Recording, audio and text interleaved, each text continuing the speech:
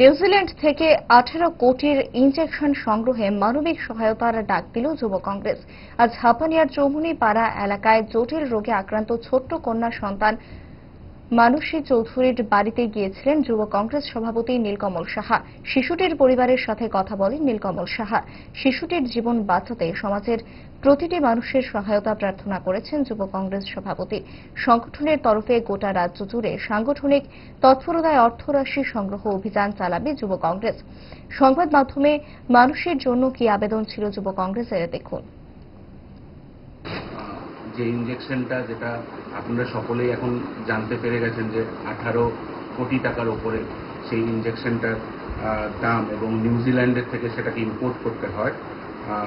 আমি ত্রিপুরা প্রদেশ যুব কংগ্রেসের পক্ষ থেকে রাজ্যবাসীকে বলবো যে এটা কোনো রাজনীতি না, অরাজনৈতিকভাবে একটা মেয়ের জীবনকে বাঁচানোর যে লড়াই, সেই লড়াইতে সবাই একসঙ্গে সম্মিলিত হন। আমাদের রাজ্যের বনেতি ক্লাব, আমাদের রাজ্যের নানান কমিটি,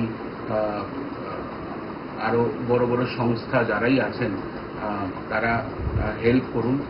মানুষই অলরেডি ওনার অ্যাকাউন্টে ওদের স্ক্যানার দিয়ে দিয়েছেন, এবং আমরাও যুব কংগ্রেসের পক্ষ থেকে যতটুকু পারি কালকের থেকেই আমরা একটা মাস ডোনেশন কালেকশন ড্রাইভে নামছি। আমাদের পুরো ত্রিপুরাতে যত সাংগঠনিক জেলা আছে সেই জেলার তরফ থেকেও আমরা ডোনেশন কালেকশন করব।